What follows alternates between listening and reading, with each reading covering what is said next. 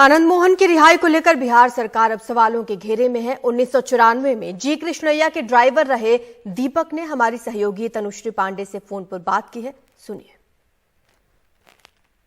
ऐसे तो हम लोग मैंने मुजफ्फरपुर होकर पटना गए थे, हाजीपुर गए थे मीटिंग में, तो इधर से जुलूस जा रहा था। अब किसका जुलूस था ये नहीं बता सकते। तो अपना गाड़ी साइड से लेकर निकल रहे थे, तो एक बैग आगे पीछे सब लोग घेर लिया। हाँ। अब घेर लेने के बाद से गाड़ी के प्रचार पर से घेर लिया लोग। हाँ। उसके बाद से बॉडीगार्ड अब खींचा गया। क्या हुआ उसके बाद? बॉडीगार्ड को खींच लिया लोग। बॉडीगार्ड को खींच लिया। अच्छा। जी। हाँ। उसके बाद गाड़ी पर हाथ हो तो सब चलाना शुरू कर देते। हम साहब को लेकर भाग गए। हाँ। साहब को भीड़ में से गाड़ी निकाल लिए हम साहब के साथ में। हाँ। आप साहब को लेके गाड़ी में निकल लिया आगे? जी। ठीक है जी। बॉडीगार्ड छूट गया था। हाँ। बॉडीगार्ड खींचा गया तो छूट गया। हाँ। तो फिर आगे भीड़ में से गाड़ी निकाल लिए तो साहब गाड़ी रुकवा दिए। हाँ। हम गाड़ी नहीं रोक रहे थे, साहब गाड़ी रुकवा दिए। साहब गाड़ी क्यों रुकवाए? पता नहीं, अब काहे रुकवा दिए, बॉडीगार्ड छूट गया था उसके चलते। हाँ। तो गाड़ी रुकवा दिए। हाँ। हम गाड़ी नहीं रोक रहे थे। हाँ। और फिर आगे पीछे सब भीड़ घेर लिया।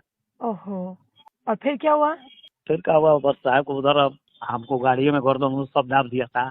आपकी गर्दन स्टेयरिंग में ऐसे करके दबा दिया था? जी। और साहब को निकाला पीछे से गाड़ी से? जी। और फिर उसके बाद? अब उसके बाद क्या, वो हमारा गर्दन और साहब 2-3 फाइट मारा लो, कान पर मारा लो। हाँ। कान पर चोट लगा तो कम सुनाई देना हुआ, अभी भी कम में सुनाई देता है। अच्छा, माफी चाहूंगी मैं। नहीं, आपके सामने उसके बाद क्या हुआ? कृष्णैया साहब के साथ क्या हुआ उसके बाद? अब तो साहब को उधर खींच लिया तो हम लोग सब माने तीनों आदमी 3 खल के हो गए। अच्छा। साहब किधर है? हाँ। हम किधर? हमको मारना शुरू किया तो हम लोग रोड की पर भागे। हाँ। साहब उधर भागे। हाँ। उसके बाद आगे भागते गए हम। फिर उधर से लौट के आए तो देखे गाड़ी उल्टा हुआ है। भीड़ मन चल गया था। हाँ। तो लौट के आए तो देखे गाड़ी उल्टा हुआ है। उसके बाद साहब को देखे कि खाई में नीचे हाँ पड़े हुए हैं। अच्छा, आपने देखा कि साहब खाई में नीचे पड़े हुए हैं। आप गए उनके पास? आपने अपने आँख से किसी को देखा था वहाँ पे नहीं को मारते हुए या ऐसा कुछ? नहीं, मैंने किसी को देखा नहीं। अच्छा। और आप जब आए, आपने जब साहब को देखा नीचे खाई में, तो आप गए उनके पास? आपने क्या साहब नहीं जीवित? सिर्फ गाड़ी बीएसपी की गाड़ी आ रहा था। हाँ। वही जुलूस की तरफ जा रहा था तो वो गाड़ी को रुकवाए। हाँ। उसको बोले कि सर हमारे गोपालगंज का है। हाँ। वही गाड़ी पर लाद के हॉस्पिटल लेके गए।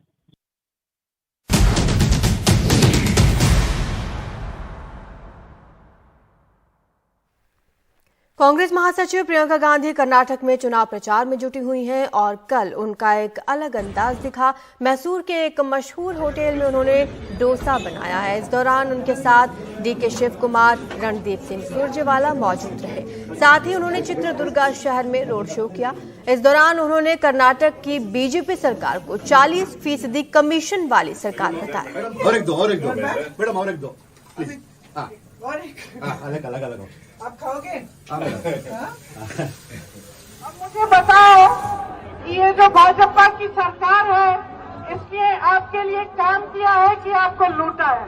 40% सरकार है, किसकी सरकार है? सारे स्कैम, जितनी भी भर्ती के एग्जाम है उसमें स्कैम किसने की? तो किसको निकाल के फेंकना है यहाँ से? ठीक है यार, ही कितोगी देखो। आपको एक ऐसी सरकार चाहिए जो आपके लिए समर्पित हो, जिसके लिए आप सबसे बड़े हो, जिसके लिए कर्नाटका का गर्व से बड़ा कुछ नहीं हो। एंटी इनकम्बेंसी और गुटबाजी के शिकार बीजेपी ने कर्नाटक में अपने स्टार प्रचारकों की कारपेट बॉम्बिंग कर दी है। योगी आदित्यनाथ, राजनाथ सिंह से लेकर निर्मला सीतारमण तक वहां चुनाव प्रचार करते नजर आए। योगी आदित्यनाथ ने 4% मुस्लिम रिजर्वेशन खत्म करने पर अपना फोकस रखा। कर्फ्यू, नो दंगा, और वहां पर है सब चंगा। तकरीबन 1 किलोमीटर लंबे रोड शो के बाद योगी आदित्यनाथ ने अपना चुनावी भाषण सांप्रदायिक ध्रुवीकरण के इर्द गिर्द ही रखा। पिछले 6 वर्ष में उत्तर प्रदेश के अंदर कोई दंगा नहीं हुआ, कोई कर्फ्यू नहीं लगा।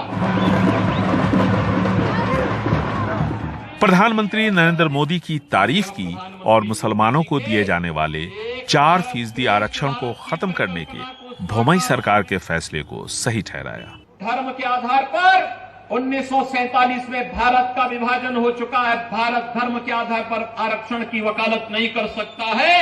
अन्य विभाजन के लिए हम तैयार नहीं है। ये भारतीय जनता पार्टी का मानना है, क्योंकि हम सब मानते हैं एक भारत श्रेष्ठ भारत की परिकल्पना ही भारत को आगे बढ़ाएगी। योगी ने चुनावी सभा की शुरुआत कर्नाटका में मंड्या से की, जो वोक्कलिगा बेल्ट है, यानी जेडीएस की पकड़ वाला इलाका। यहाँ 61 सीटें हैं, आधे पर जेडीएस का कब्जा है। कांग्रेस और बीजेपी इस इलाके यानी ओल्ड मैसूर रीजन में सेंधमारी करने में जुटी है। और यहाँ से दूर उत्तर कर्नाटका में लिंगायतों के इलाके में रक्षा मंत्री राजनाथ सिंह आक्रामक अंदाज में दिखे। आप लोग क्या कर रहे हैं? जातिपन, मजहब के आधार पर देश को बांट डालना चाहते हैं। भारतीय जनता पार्टी का जहां तक सवाल है, जो सच है बहनों भाइयों, हम वही कहेंगे और वही करेंगे।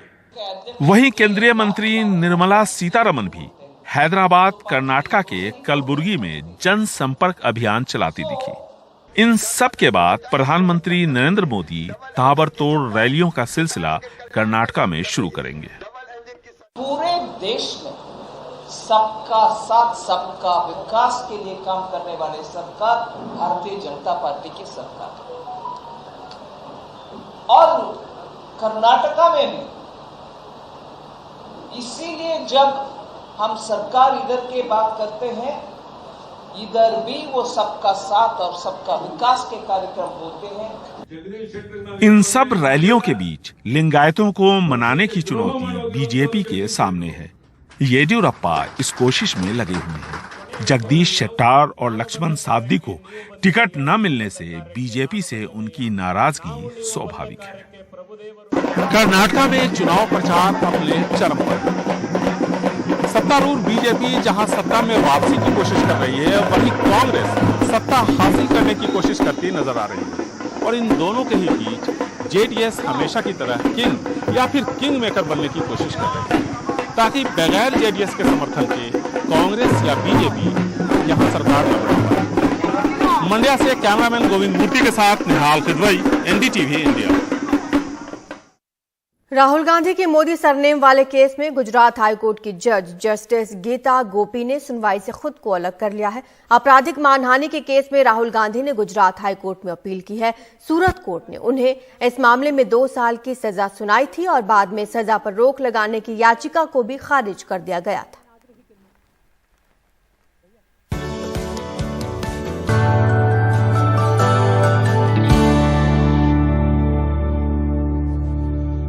देश में 157 नए नर्सिंग कॉलेज खुलेंगे। केंद्रीय कैबिनेट की बैठक में यह अहम फैसला हुआ है। इनमें से 15 कॉलेजेस में 15,000 सीटें होंगी। 2027 तक ये सभी नर्सिंग कॉलेजेस तैयार हो जाएंगे। उम्मीद है कि चिकित्सा क्षेत्र में इन नए कॉलेजेस के खुलने से नर्सिंग स्टाफ की कमी को पूरा करने में मदद मिलेगी।